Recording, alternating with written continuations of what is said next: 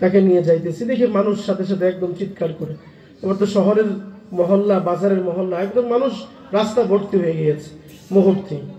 তো বুঝলাম যে আল্লাহ তাআলার একটু সামান্য যদি এই ভূমিকম্পটা আর কয়েক সেকেন্ড হইতো, বলেন উপায় কি? উপায় ছিল? উপায় ছিল না। আল্লাহ কি করছেন? বাঁচানোর মালিক কে? হ্যাঁ, হায়াতের মালিক কে? মৌতের মালিক কে? আল্লাহ। কে? আল্লাহ। সেই আল্লাহর জন্য আমরা আজকে এখানে এসেছি। এই জন্য শেষ পর্যন্ত একদম আজকে গতবার শুনতে ঠিক মতো পারি নাই, এই বছর প্রধান বক্তার ওয়ায়াত বক্তব্য শুনে এরপরে আমরা মাহফিল থেকে যাব। কে কে একটু হাত তুলে আল্লাহকে দেখায়। সবাই রাজি আছে তো ইনশাআল্লাহ? আল্লাহ কবুল করুন। সকলে বলি আল্লাহুম্মা আমিন।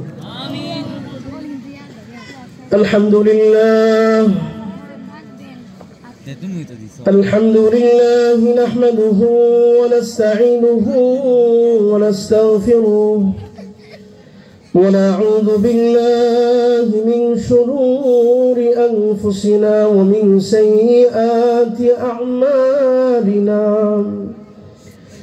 من يهد الله فلا مضل له ومن يضلله فلا هادي له ونشهد أن لا إله إلا الله وحده لا شريك له ونشهد أن سيدنا وسندنا وحبيبنا ومولانا محمدا عبده ورسوله أرسله الله تعالى كافة للناس بشيرا ونذيرا وداعيا إلى الله بإذنه وسراجا وقمرا منيرا. أما بعد فقد قال الله تعالى في كلامه المجيد وفي فرقانه الحميد: أعوذ بالله من الشيطان الرجيم. সকলেই পড়ি বিসমিল্লাহির রহমানির রহিম। ইয়া আইয়ুহাল্লাযীনা আমানু qu أنفسكم وأهليكم نارا وقودها الناس والحجارة عليها وملائكة غلاظ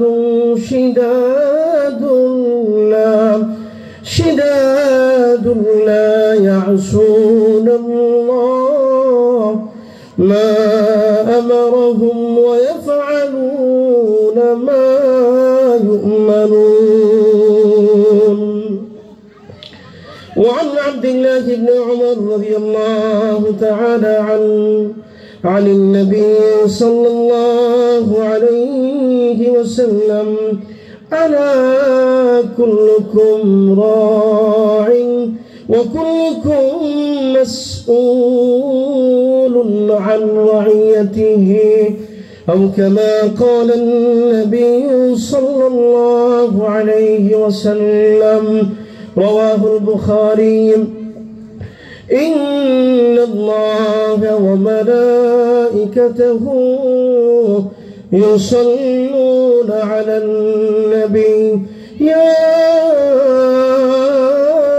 أيها الذين آمنوا صلوا عليه وسلموا تسليما.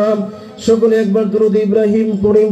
আল্লাহুম্মা সাল্লি আলা মুহাম্মাদিন ওয়া আলা আলি মুহাম্মাদ কামা সাল্লাইতা আলা ইব্রাহিম وعلى آل إبراهيم إنك حميد مجيد اللهم بارك على محمد وعلى آل محمد كما باركت على إبراهيم وعلى آل إبراهيم إنك حميد مجيد दुनिया ये सदाकत में तेरे नाम रहेगा दुनिया ये सदाकत में तेरा नाम रहेगा सिद्दीक तेरा नाम से इस्लाम रहेगा सिद्दीक तेरे नाम से इस्लाम रहेगा दुनिया या अदालत में तेरा नाम रहेगा फारूक तेरे नाम से इस्लाम रहेगा फारूक तेरे नाम से इस्लाम रहेगा दुनिया या सखावत में तेरा नाम रहेगा दुनिया सखावत में तेरा नाम रहेगा उस्मान तेरे नाम से इस्लाम रहेगा उस्मान तेरे नाम से इस्लाम रहेगा दुनिया शजाअत में तेरे नाम रहेगा दुनिया शजाअत में तेरा नाम रहेगा हैदर तेरे नाम से इस्लाम रहेगा हैदर तेरे नाम से इस्लाम रहेगा चित्कार करे बोलिए एक बार बोलिए अल्लाहु अकबर ছোট বড়াই গোজারিতে এক যুব সমাজের উদ্যোগে আয়োজিত দ্বিতীয় বার্ষিক ওয়াজ মাহফিলের मुहतरम सम्मानित सभापति जनाब अलहाज मोहम्मद जाकिरुल इस्लाम बाबुल मंडल साहेब सभापति अलहाज डाक्टर नजरुल इस्लाम जामे मस्जिद प्रधान भक्ता प्रख्यात आलेम दीन विशिष्ट मुफासिर कुरआन आमार अत्यंत खूब काछेर मानुष प्रिय मानुष मोहब्बतेर मानुष अलहाज हाफेज माওলানা सालाउद्दीन नयनपुरी मुफासिर कुरआन बी भालिया आमार पूर्वे अत्यंत তথ্যবহুল কোরআন এবং সুন্নাহ থেকে খুব সুন্দর আলোচনা করেছেন মুফতি ওবাইদুল্লাহ তারানগরী হাফিজাহুল্লাহ মুহাদ্দিস সামন্তপুর মাদ্রাসা গাজীপুর মৌলভী মোহাম্মদ মুজিবুর রহমান ইমাম ও খতিব আলহাজ ডাক্তার নজরুল ইসলাম জামে মসজিদ মাহফিল পরিচালনায় অত্যন্ত সুন্দরভাবে পরিচালনা করতেছেন হাফেজ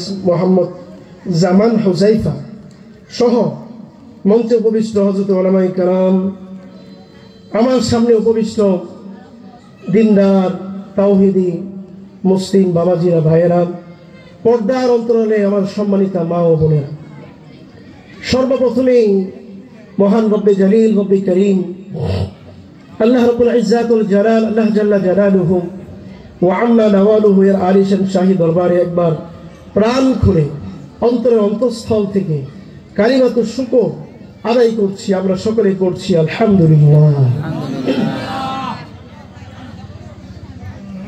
নারে তাকবীর হয় না এটা তো এই প্যান্ডেলের ভিতরে আছে আওয়াজটা প্যান্ডেলের ভিতরে না আওয়াজটা কি প্যান্ডেলের ভিতরে থাকবে শুধু হ্যাঁ মুসলমানের আওয়াজ ইমানের আওয়াজ কোন পর্যন্ত আরশে মুআল্লা পর্যন্ত কমপক্ষে আরশে মুআল্লাই তো পৌঁছবে গয়েশপুর বাজার পর্যন্ত যাতে করে যে আশেপাশে এই জিলাপির দোকানে চায়ের স্টলে যারা বসে আছে এই নারায়ে তাকবীর শুনে তারা যেন আস্তে আস্তে প্যান্ডেলের ভিতরে চলে আসে একবার নারায়ে তাকবীরটা কি জোরে হবে হবে নারায়ে তাকবীর আল্লাহু আকবার নারায়ে তাকবীর আল্লাহু আকবার নারায়ে তাকবীর আল্লাহু আকবার সুন্নাহর আলো সুন্নাহর আলো ঘরে ঘরে জানো। মোটামুটি কিছুটা হয়েছে, বোঝা যাইতেছে একটু তরতাজা আমরা আছি, শ্রোতা আছি। ভাইরা যারা বাহিরে আছেন, আমার ভাঙ্গা কণ্ঠ, অসুস্থ থাকতে হয় আসলেও, প্রোগ্রাম গলা তো আসলেও আল্লাহ তাআলার নিয়ামত, ঠান্ডার একটু সমস্যা আছে, তারপরেও আমি আপনাদেরকে অনুরোধ করবো একটু চলে আসেন, কারণ আপনারা আসলে এরপরেই আমার পরে প্রধান বক্তা চলে আসবেন। খুব বেশি দেরি করবেন না, আমিও লম্বা চড়া খুব বেশি কথা বলবো না, সামান্য কয়েকটা কথা বলবো। আল্লাহ তাআলা প্রথমে নিয়তটাকে খালিজ করে আল্লাহ যেন আমাদের কথাগুলিকে দিলের কানে শ্রবণ করার তৌফিক দান করুন। আমিন। মেরে মুআজ্জাজ হাজিরিন, আমি আপনাদের সামনে পবিত্র কোরআনুল কারীম 29তম পারার 19 নং পৃষ্ঠা সূরাতুত তাহরীমের 6 নং আয়াত এবং বুখারী শরীফে উল্লেখিত বিখ্যাত সাহাবী আব্দুল্লাহ ইবনে ওমরের সূত্রে বর্ণিত বুখারীর 2545 নম্বর হাদিস আপনাদের সামনে পেশ করেছি। এই আয়াত এবং হাদিসকে সামনে রেখে কয়েকটা কথা বলার চেষ্টা করব। আল্লাহ তাআলা সর্বপ্রথমে আমাকে আমল করার তৌফিক দান করুন, এরপরে যারা যেই পর্যন্ত মাইকের আওয়াজ পৌঁছতেছে আল্লাহ সকলকে আমল করার তৌফিক দান করুন। চিৎকার করে বলি আমিন। মুআজ্জাজ হাজিরিন, আল্লাহ রাব্বুল আলামিন আমাদেরকে কিছু দায়িত্ব দিয়েছে। কি দিয়েছেন? কিছু দায়িত্ব দিয়েছে। আচ্ছা, প্রথমে একটু, এখানে মানুষ যেহেতু কম, তারপর একটু কষ্ট দিই। এই মাহফিলগুলি আসলে একটা হচ্ছে দরস। যদি দরস হিসাবে মানে আমরা শিক্ষার জন্য আসছি, যদি এটা নেই তাহলে এই বসাটা ফায়দা হবে। এই অবস্থায় যদি আমার ইন্তেকাল হয় তাহলে শহীদ মৃত্যু লাভ করবো। সুবহানাল্লাহ।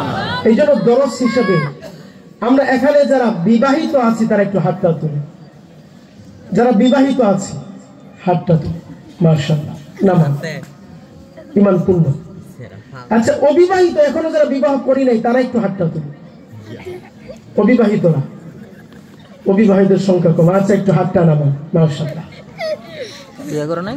আজকে ওয়াজটা একটু ব্যতিক্রমী ওয়াজ হবে। কেমন ওয়াজ? যেমন আমরা সাধারণত মা বাবার অধিকার, মাতা পিতার খেদমত সংক্রান্ত অনেক বয়ান শুনি, অনেক বয়ান পড়ি, এবং এইগুলি শোনার কারণে সাধারণত আমরা মনে করি যে সন্তানের উপরই অধিকার আছে, মা বাবারই শুধুমাত্র খেদমত করবে, মা বাবার দায়িত্বই সন্তানের উপর, হক মানে সন্তানেরই হক পিতা মাতা। কিন্তু এর বাহিরে সন্তানের উপরে, সন্তানের ব্যাপারেও বাবা মার উপরে কিছু হক আছে, এই ব্যাপারে আমরা কিন্তু অনেকেই বেখবর, জানি না। ঠিক কিনা বলেন? জানি।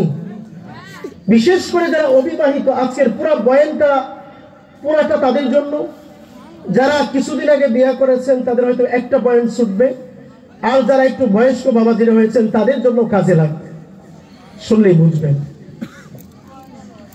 আল্লাহ রাব্বুল আলামিন আমাদেরকে দায়িত্ব দিয়েছেন, তো বাবা মার ব্যাপারে সন্তানের উপরে যেমন দায়িত্ব আছে আমরা যেরকম জানি, তো ঠিক তদ্রুপ সন্তানের ব্যাপারেও বাবা মার উপরে কিছু দায়িত্ব আছে।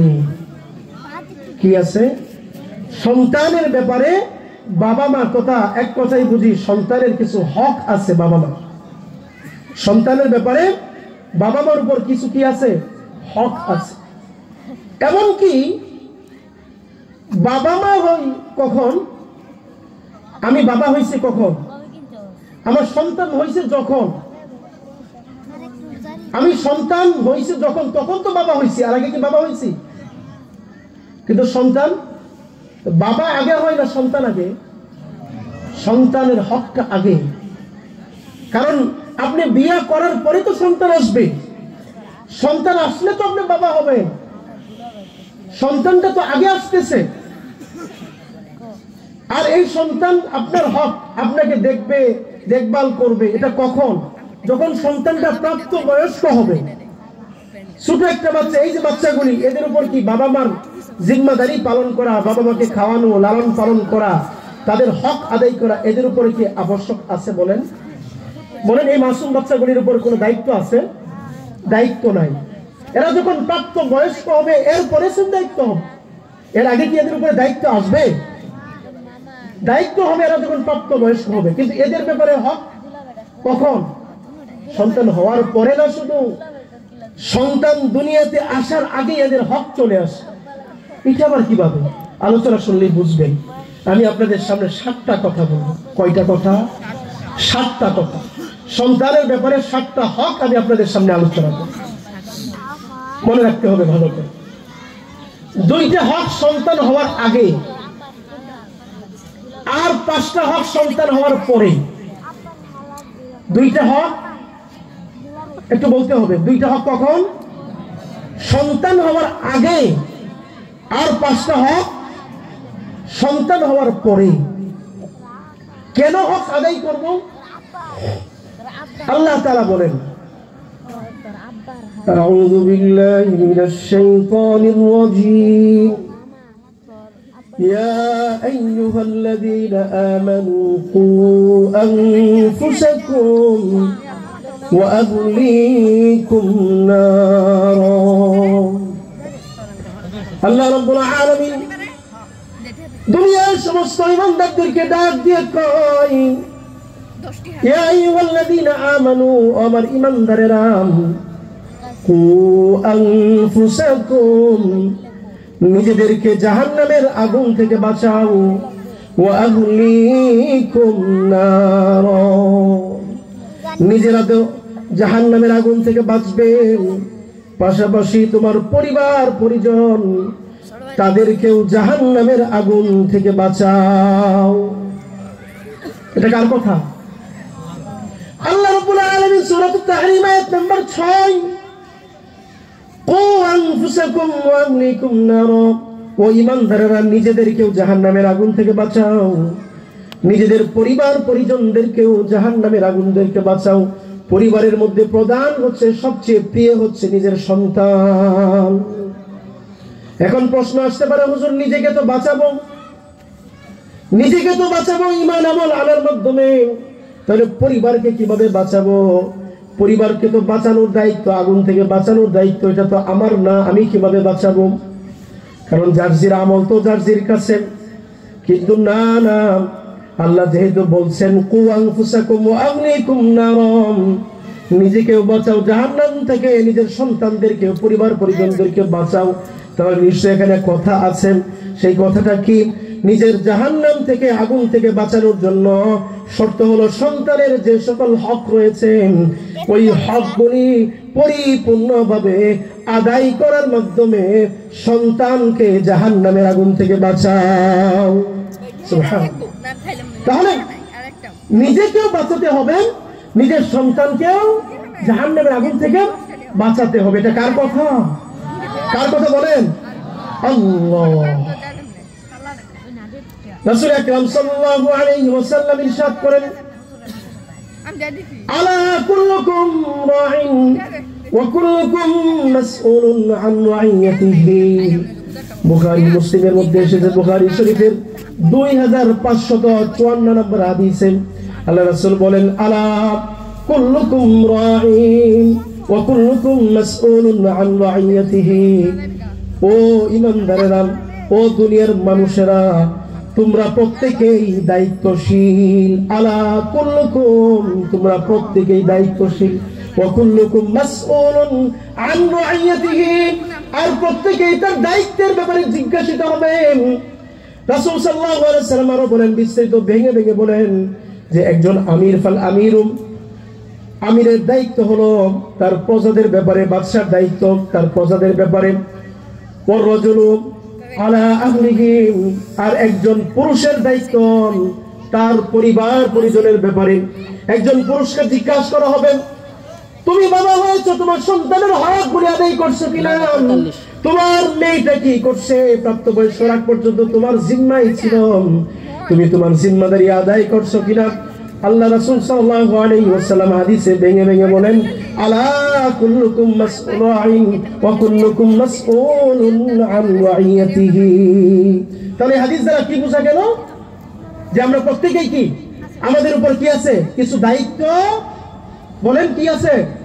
কিছু দায়িত্ব আছে। যে কোথায় পাইলাম? আল্লাহ রাসূলের হাদিসের দ্বারা। কোথায় পাইলাম? বলেন, রাসূল সাল্লাল্লাহু আলাইহি ওয়াসাল্লামের হাদিসের মাধ্যমে। এখন কথা হচ্ছে আমাদের যে দায়িত্ব, লম্বা চোরা কথা বলার সুযোগ নাই, মূল পয়েন্টে আসি। তা আমরা প্রথমে বলছিলাম আয়াত দ্বারা এবং হাদিস দ্বারা বুঝলাম দায়িত্ব আছে, জাহান্নাম থেকে বাঁচাতে হবে। তাহলে কি দায়িত্ব? এক নম্বর যেটা বললাম যে সন্তান হবার আগে, সেটা হচ্ছে রাসূল সাল্লাল্লাহু আলাইহি ওয়াসাল্লামের অন্যতম প্রিয় সাহাবী, দ্বিতীয় খলিফা, খলিফাতুল মুসলিমিন ওমর ইবনুল খাত্তাব রাদিয়াল্লাহু তাআলা আনহু। নাম শুনছেন? সবাই নাম শুনছেন? ওমর এমন একজন ব্যক্তি ছিলেন, মা সালাকা, উনি যেই রাস্তা দিয়ে চলতেন শয়তান ওই রাস্তা দিয়ে চলতো না। চিৎকার করে বলি সুবহানাল্লাহ। এমন সাহাবী ছিলেন ওমর ইবনুল খাত্তাব রাদিয়াল্লাহু তাআলা। উনি কথা বলতেন তো ফয়সালা করতেন, কথার আগে ওনার তরবারি চলতো। শুধু শুধু না, দ্বীনের বিরুদ্ধাচরণকারীদের বিরুদ্ধে। উনি খলিফাতুল মুসলিমিন হলেন। হওয়ার পরে এখন এক ব্যক্তি ওনার কাছে বিচার নিয়ে গেছে, একটা বাবা বিচার নিয়ে গেছেন। বাবা বলতেছেন, খলিফাতুল মুসলিমিন, ও খলিফাতুল মুসলিমিন, আমি আপনার কাছে একটা অভিযোগ নিয়ে আসছি। কার ব্যাপারে? আমার সন্তানের ব্যাপারে অভিযোগ নিয়ে আসছি। ওমর ইবনুল খাত্তাব রাদিয়াল্লাহু তাআলা আনহু একটু আশ্চর্য হলেন, কি ব্যাপার, কি অভিযোগ নিয়ে আসছো? সাধারণত বাবা মা যতই সন্তান কষ্ট দেয়, বাবা মা কিন্তু সন্তানের কোনো সময় মঙ্গল অমঙ্গল চায় কিনা? অমঙ্গল চায় না, ভালো চায়। তো আজকে বাবা সন্তানের বিরুদ্ধে বিচার নিয়ে গেছে। ওমর ইবনুল খাত্তাব রাদিয়াল্লাহু তাআলা ডাক দিয়ে বলেন, কি ব্যাপার, কি বিচার নিয়ে আসছে বলুন। তখন ওই ব্যক্তি বলল, বাবা বলল যে আমার সন্তান আমার কথা শুনে না, আমার অবাধ্য, সে আমার কথা শুনে না। ওমর ইবনুল খাত্তাব রাদিয়াল্লাহু তাআলা তিনি তো সাধারণ কোনো শাসক নন, তিনি কোনো সাধারণ অন্য দুনিয়ার শাসকদের মতো একজনের কথা শুনেই বিচার করে দিবেন, একজনের টাকা খেয়েই ওই পক্ষেই ফয়সালা করবেন, এমন তো ছিলেন কিনা? এমন ছিলেন? এখন তো আদালতের মধ্যে যিনি শক্তিশালী, যার টাকা আছে, উনি গেলে উনার পক্ষেই রায়। উনি যদি কথা বলেন, উনার পক্ষে টাকা দিলে সাক্ষীর ব্যবস্থা হয়ে যায়, অথচ সে কোনো সময় দেখছে না। ঠিক কিনা বলেন? আসলে এরকম ভাবে আজকে মুসলিম উনি জেলের বারান্দায় বা আদালতের বারান্দায় দৌড়াইতে উনার স্যান্ডেলের পায়ের মধ্যে থাকে না। ঠিক কিনা বলেন? এরকমই তো অবস্থা। ওমর ইবনুল খাত্তাব রাদিয়াল্লাহু তাআলা বললেন, আচ্ছা ঠিক আছে, তোমার কথা আমি শুনলাম, তাহলে কি তুমি আগামীকালকে তোমার ছেলেকে নিয়ে আস। দুই পক্ষের কথা তো শুনতে হবে, এটাই নিয়ম। যদি কেউ যারা বিচার কার্য করবে, কেউ যদি মামলা দায়ের করে বিচার দেয়, তাহলে অপর পক্ষের কথা শুনতে হবে, শোনার পরে ফয়সালা দিবে। এক পক্ষের কথা শুনলে এর মধ্যে কম বেশ হয় না হয়ে যায়। পরদিন ওই ব্যক্তি তার সন্তানকে নিয়ে ওমর ইবনুল খাত্তাব রাদিয়াল্লাহু তাআলা আনহুর কাছে আসলেন। ওমর ইবনুল খাত্তাব রাদিয়াল্লাহু তাআলা আনহুর কাছে আসার পরে ওমর ইবনুল খাত্তাব রাদিয়াল্লাহু তাআলা আনহু বলতেছেন, ও সন্তান, তোমার বাবা তোমার বিরুদ্ধে অভিযোগ নিয়ে আসছে, তুমি কি বলো? এই কথাগুলি তোমার বাবা বলছেন। ওই সন্তান সাথে সাথে রাজি হয়ে গিয়েছে, মানে সম্মতি দিয়ে দিয়েছে। বলল, হ্যাঁ আমিরুল মুমিনিন, আমার বাবা যে এই কথাগুলি বলছেন, আমার বাবা সত্যি বলছে। এই কথা শোনার পরে ওমর রাদিয়াল্লাহু তাআলা আনহু এখন বিচার করবেন। আল্লাহু আকবার। ওই সময় ওই সন্তান, ওই যুবক ডাক দিয়ে কয়, খলিফাতুল মুসলিমিন, আমিরুল মুমিনিন, আপনি আমার বিচার করবেন, আমি সব ঠিক আছে, আমি মেনে নিলাম, আপনি যা বিচার করবেন তা ঠিক আছে, তবে আমার একটু কথা আছে। ওমর রাদিয়াল্লাহু তাআলা আনহু বলেন, কি কথা বলো? বলল, ইয়া আমিরুল মুমিনিন, আমার বাবার আমার উপরে যেমন অধিকার আছে আমি মেনে নিলাম, কিন্তু আমাকে কি বলবেন, মা হাক্কুল আবি, যে আমার কোন হক আমার পিতার উপরে আছে কিনা। এই কথা যখন বললেন আমিরুল মুমিনিন খলিফাতুল মুসলিমিন ওমর ইবনুল খাত্তাব রাদিয়াল্লাহু তাআলা আনহু সাথে সাথে বললেন, হা হা নাম আছে। কি আছে? হক আছে। ওই হকটা কি? ওই ব্যক্তি, ওই যুবক বলতেছে, আমিরুল মুমিনিন, হকগুলি কি?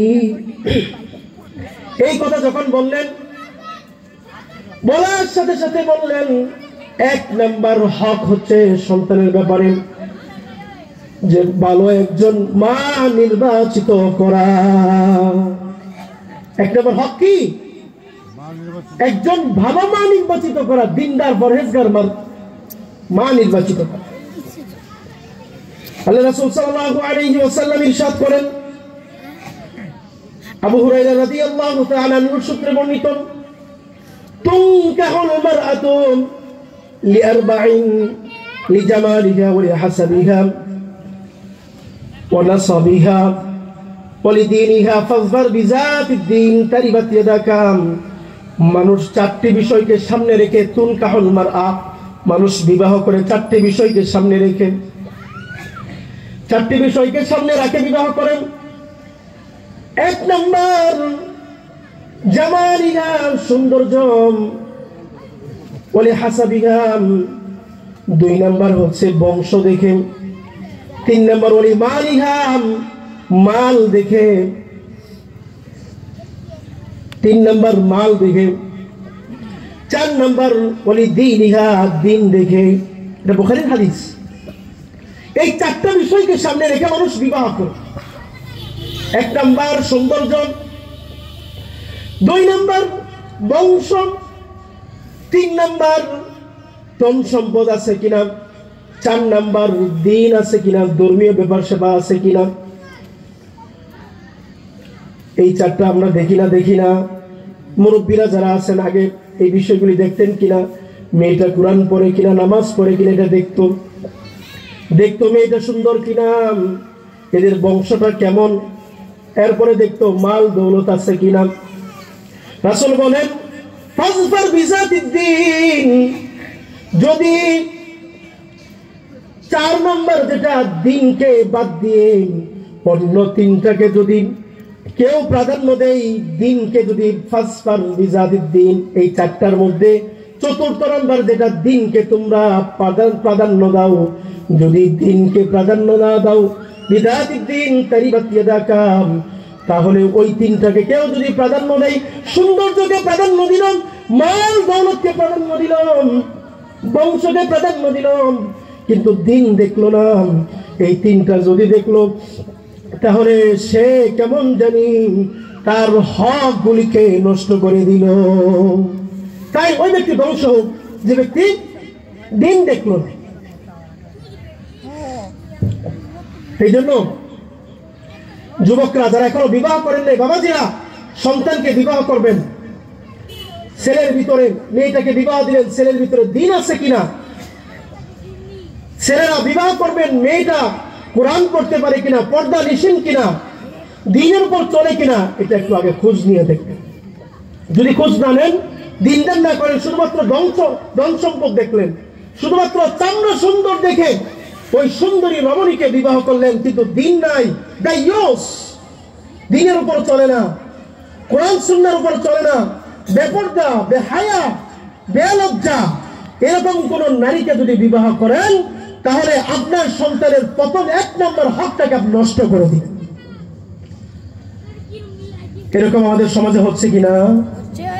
এখন ম্যাক্সিমাম হচ্ছে এরকম। দিন দেখালে এত মাল দৌলত আছে কিনা, সরকারি চাকরিজীবী কিনা, দন দৌলত আছে কিনা, বাবার কি, মেয়ের বাবার অটেল সম্পদ আছে কিনা, হ্যাঁ এরকম ভাবে শহরে জায়গা জমি আছে কিনা, এরকম দোকানপাট আছে কিনা, একটা বিবাহ করলেই লাকি কুপন, এরকম কিনা? হ্যাঁ হয় না এরকম? আমি মিথ্যা বলতেছি? আমার দিকে একটু খেয়াল করুন, আমি মিথ্যা বলতেছি? এই জন্য আমরা সন্তানদেরকে বিবাহ করাবো, বা যুবকরা যারা বিবাহ করি নাই তারা কি আজকে এখান থেকে আমরা হ্যাঁ সৌন্দর্য দেখবো, মানও দেখবো, বংশও দেখবো, কিন্তু প্রথমে দেখবো কোনটা? বলেন কোনটা প্রথমে দেখবো? দিন আছে কিনা। দিন যা আছে যেখানে বিবাহ করব, বলেন দিন আছে যেখানে। এই অবিবাহিত যুবকরা বলেন দিন আছে যেখানে, দিন আছে যেখানে, দিন নাই যেখানে। বলে না? হ্যাঁ বলে না?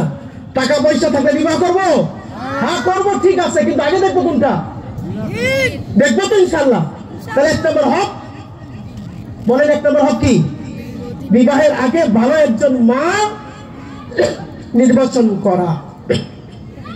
2 নম্বর, এটা সন্তান বিবাহের পরে, আগেরটা হলো বিবাহের আগে 1 নম্বর। 2 নম্বর বিবাহের পরে, সেটা কোনটা?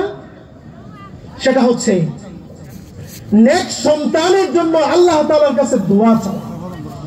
কি চাওয়া? নেক্সট সন্তানের জন্য আল্লাহ তাআলার কাছে দোয়া চাওয়া। কেন চাইব? কারণ আল্লাহ রাব্বুল আলামিন আমাদেরকে শিখিয়েছেন।